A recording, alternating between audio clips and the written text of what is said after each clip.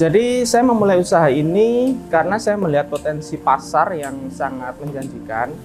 Memang kondisinya itu saya berada di kampung atau di sebuah pedesaan. Untuk omset rata-rata per bulan itu kita berada di angka sekitar 40 sampai dengan 60 juta. Tips untuk memulai usaha terutama di bidang percetakan ini pada dasarnya yang harus kita tekankan adalah kita harus mulai dulu. Itu yang paling penting.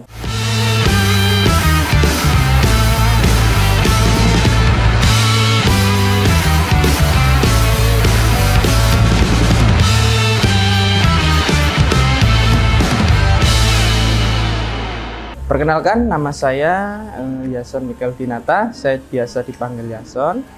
Usia saya 31 tahun. Saya merintis usaha ini sejak 2016. Kemudian mulai mengembangkan usaha ini secara intens di tahun 2020 akhir. Waktu itu memang bertepatan pandemi begitu ya. Jadi memang momennya sedikit kurang tepat pada saat saya mulai menaikkan atau membesarkan usaha ini. Namun dari berjalannya waktu tersebut, usaha ini mengalami kenaikan yang cukup signifikan gitu ya. Apalagi sejak saya memutuskan untuk membeli satu mesin yang sepertinya akan menjadi tolak ukur saya dalam memulai bisnis ini. Kalau dilihat dari kacamata seorang pebisnis, sepertinya memang sulit ada peluang di situ.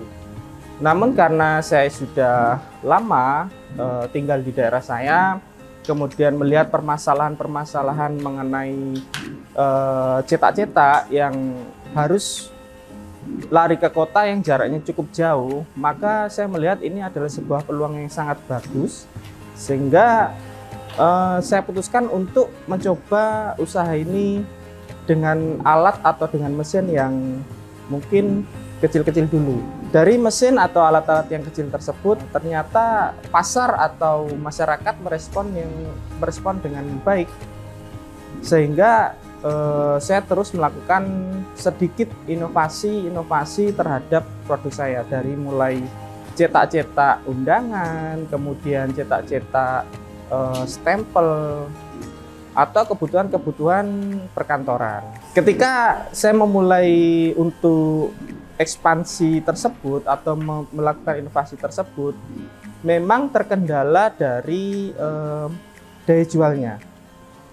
Mengingat saya berada di kampung atau di pedesaan, rata-rata permintaan untuk cetak-cetak tersebut sangat minim. Nah, meskipun minim, tapi potensinya tetap besar. Jadi boleh saya katakan ngecer tapi continue seperti itu. Nah, sehingga dengan melihat permasalahan tersebut, saya lebih memilih untuk menggunakan mesin atau alat-alat yang tidak terlalu besar ya. Jadi selain untuk menghemat permodalan juga tidak terlalu banyak kos produksinya. Nah, sehingga sampai hari ini alhamdulillah usaha ini berjalan dengan baik dan lancar. Awal mulai merintis usaha ini, saya sebenarnya tidak banyak karyawan. Pertama yang jelas saya dan adik saya, kita berdua kita kejar-kejaran dengan konsumen, dengan cetak-cetaknya. Cuma lama-kelamaan saking banyaknya permintaan mengharuskan saya mulai merekrut satu-satu. Total sampai dengan hari ini sejumlah 10 orang. Jadi mereka bekerja sesuai dengan job desk masing-masing. Untuk produk-produk yang saya jual ini sebenarnya cukup sederhana. Kita hanya ada 2 sistem. Jadi jika orderan tersebut masuk lewat WA ataupun datang langsung, maka bagian atau tim dari customer service akan langsung mencatat dan menulis apa yang diminta oleh customer tadi. Jadi setelah pencatatan tersebut dilakukan oleh customer service, ditulis di job order, kemudian di total biayanya berapa, mereka langsung buatkan nota untuk mencatat atau menulis tagihannya. Nah, setelah tagihan dan job order itu selesai, maka job order tersebut langsung lanjut ke kepala desainer untuk disortir. Jadi dari sortiran tadi kita bisa tahu mana konsumen yang repeat order, mana konsumen yang baru atau permintaan baru, seperti itu. Jika konsumen tadi itu repeat order, maka job order langsung masuk ke produksi untuk segera dicetak.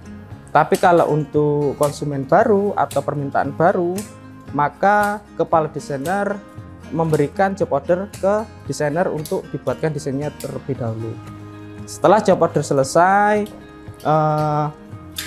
desain selesai juga, langsung kita masukkan ke produksi. Nah, dari produksi tersebut ya sudah kita proses sesuai dengan pekerjaannya. Apakah itu cetak-cetak banner ataupun cetak-cetak kertas, seperti itu. Untuk penjualnya sendiri, strateginya kita sebenarnya tidak terlalu banyak. Kita hanya main di sosial media saja, Instagram, kemudian postingan WhatsApp, dan juga mungkin ya mulut ke mulut seperti itu. Jadi kita nggak punya marketplace dan lain sebagainya. Mengingat pasar kita memang sangat terbatas gitu Mas ya, karena kalau kita mau jual di kampung, kalau kita mau jual di kota, kita kendalanya adalah menggunakan mesin yang kecil. Jadi untuk keperluan cetak yang sangat besar, kita sebenarnya kurang mampu. Tapi kalau untuk cetakan kecil, nah disitulah peluangnya. Artinya memang kita spesifik untuk mengerjakan pekerjaan-pekerjaan yang cetakan yang kecil, seperti itu. Waktu pandemi itu memang kita kesulitan untuk menjual produk, terutama produk-produk yang sifatnya itu spesifik untuk sekolah atau instansi, karena memang banyak diliburkan, sehingga kita lebih main di konveksi. Permintaan masker kala itu sangat tinggi, sehingga mungkin satu-satunya jalan yang bisa saya kerjakan dan bisa saya produksi adalah berfokus pada produk-produk tekstil atau kain, begitu ya.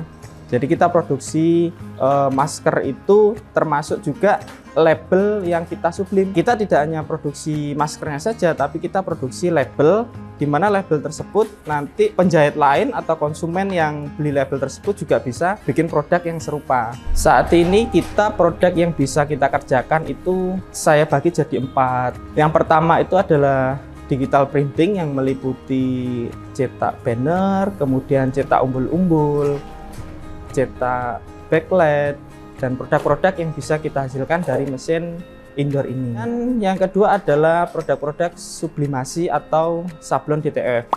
Nah, untuk produk yang kita kerjakan ini sebenarnya cukup luas ya, karena memang sablon itu medianya cukup banyak, dari kaos, kemeja, kemudian ada juga di media-media seperti mug dan lain sebagainya.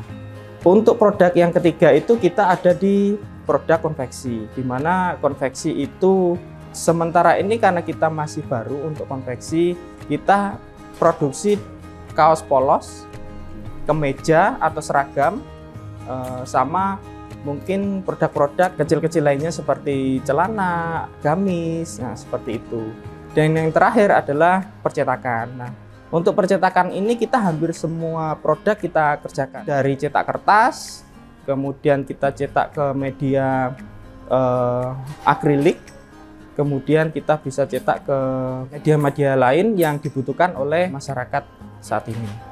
Untuk produk yang repeat order, misalkan ada konsumen kita yang repeat order, kita sebenarnya tidak mengenakan jasa lain ya, kita hanya kenakan jasa cetak aja.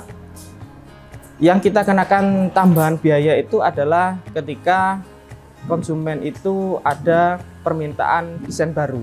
Jadi perbedaannya hanya di situ saja. Nah, untuk minimum order kita sebenarnya tidak mematok harus sekian, mengingat kita itu ada di desa yang mayoritasnya itu sebenarnya cetaknya ngecer, sehingga mau cetak satu atau mau cetak dua, kita masih layani gitu. Pilih mesin indoor ini karena sebenarnya alasan saya itu adalah memang kala itu modal yang saya punya memang cukup minim. Kemudian saya membaca pasar itu juga sepertinya tidak butuh mesin besar, karena ketika kita kasih mesin besar maka itu akan menghambat produksinya. Kenapa kok bisa menghambat? Ya karena biasanya kalau untuk di desa ini, kalau yang saya baca menurut pengalaman saya juga, mereka cetaknya itu kecil-kecil, sehingga kalau kita pakai mesin besar maka ada jeda waktu supaya kita untuk istilahnya itu menumpuk orderan. Nah, ketika menumpuk orderan tersebut yang pasti menghambat cetaknya sendiri, sehingga produknya jauh lebih lama diterima konsumen. Nah, dengan mesin yang kecil ini kita bisa mengakali itu. Dari segi waktu kita lebih cepat, kemudian dari segi permodalan juga lebih ringan tentunya gitu. Awal saya untuk cetak-cetak untuk mesin ini itu dulu saya itu masih ikut teman saya. Jadi setiap hari kita itu desain, setelah desain kita kirim ke teman saya. Jadi jaraknya itu cukup jauh karena teman saya ada di kota. Dengan seperti itu lama-kelamaan akan menimbulkan ini Mas keterlambatan terhadap cetak-cetaknya, sehingga kalau saya pagi harus desain, siang saya harus ambil, itu biasanya malam baru saya bisa delivery ke konsumen. Dari situ akhirnya saya putuskan untuk beli mesin indoor sendiri. Saya kenal The Print itu sebenarnya memang sudah saya search ya, saya cari di Google seperti itu. Saya pelajari di situsnya, di sana juga ternyata banyak sekali mesin yang disediakan begitu Mas ya. Kemudian saya tertarik dengan satu mesin yang waktu itu saya rasa harganya cukup terjangkau. Kemudian saya cari juga di YouTube, ternyata ketemu juga channelnya The Print. Nah, dari situ saya coba pelajari, kemudian ya karena saya rasa itu cocok, ya sudah, akhirnya saya menghubungi pihak waktu itu mungkin sales atau marketing The Print. Komunikasi dengan marketing The Print saya rasa cukup baik ya. Kita kala itu karena masih pandemi, kita komunikasi by chat, dan kesulitannya karena lokasi saya memang sedikit jauh. Jadi dari awal sampai dengan pengiriman unit kita melalui WhatsApp. Alhamdulillah pelayanannya cukup baik, kemudian transaksinya juga lancar dan aman, dan pada akhirnya mesin dikirim dengan selamat dan dirakit dengan baik. Omset rata-rata per bulan itu kita berada di angka sekitar 40 sampai dengan 60 juta. Untuk bulan-bulan tertentu memang mengalami kenaikan yang cukup signifikan, terutama di tahun-tahun ajaran baru atau di pertengahan tahun. Itu mulainya biasanya di bulan Mei sampai dengan puncaknya nanti berada di bulan Agustus. Karena memang di bulan-bulan tersebut berbarengan dengan tahun ajaran baru dan juga hari kemerdekaan begitu Mas ya, sehingga permintaan untuk produk-produk cetak sangat meningkat. Alhamdulillah setelah saya punya mesin sendiri ini, permintaan atau pembelian produk terutama di produk-produk digital printing sudah cukup memadai, sehingga sampai hari ini saya sudah cukup puas dengan apa yang sudah saya capai hari ini, tapi tidak menutup kemungkinan saya nanti akan berusaha untuk inovasi terhadap mesin-mesin cetak lainnya. Untuk pengembangannya sendiri saya rasa saya hanya perlu berfokus pada segmen seperti ini ya. Jadi saya akan terus mengembangkan usaha cetak-cetak ini untuk segmen-segmen ecer. Jadi saya akan mungkin buka cabang di beberapa desa lainnya, sehingga masyarakat yang berada di desa atau di kampung tidak harus pergi ke kota untuk sekedar cetak-cetak untuk produk-produknya atau untuk kebutuhan konsumtif setiap hari. Yang perlu saya kembangkan mungkin dari ini ya, saya ingin punya mesin cutting untuk produk akrilik ya, karena memang permintaan untuk cutting akrilik ini sebenarnya cukup banyak, dan sejauh ini saya masih berpartner dengan teman, dan mungkin itu yang saya baca yang bisa saya segerakan untuk memiliki mesin cutting akrilik tersebut. Tips untuk memulai usaha terutama di bidang percetakan ini sebenarnya cukup sederhana. Pada dasarnya yang harus kita tekankan adalah kita harus mulai dulu. Itu yang paling penting. Dan jangan pernah ragu untuk melayani atau memberikan pelayanan kepada konsumen-konsumen yang notabene atau mayoritas memang kebutuhannya skala kecil. Karena dari kecil tersebut pasti lama-kelamaan akan menjadi besar. Gitu aja. Cara saya untuk mempertahankan usaha ini sebenarnya cukup sederhana. Dari sisi karyawan, saya menerapkan sistem kerja yang fleksibel. Artinya kita bekerja sesuai jam kerja, kemudian kita tidak ada target-target yang muluk-muluk. Kita lebih ke fokus pada pekerjaan sehari-hari, dan juga tidak ada pressure berlebih agar karyawan tetap bekerja sesuai dengan pekerjaannya. Dan kalau untuk konsumen, kita menjaganya adalah dengan terutamanya dari segi pelayanan. Dengan komunikasi yang baik tersebut, konsumen pasti akan senang dan terus cetak di kita. Untuk teman-teman yang mau cetak di Yason Printing, caranya sangat mudah, bisa melalui WhatsApp atau datang langsung di percetakan kami yang berada di Jalan Banyuwangi Situbondo, Desa Situdadi, Kecamatan Wonorejo, Banyuwangi. Untuk Instagram kami bisa diketik @yasonprinting, atau untuk email bisa melalui yasonprinting@gmail.com.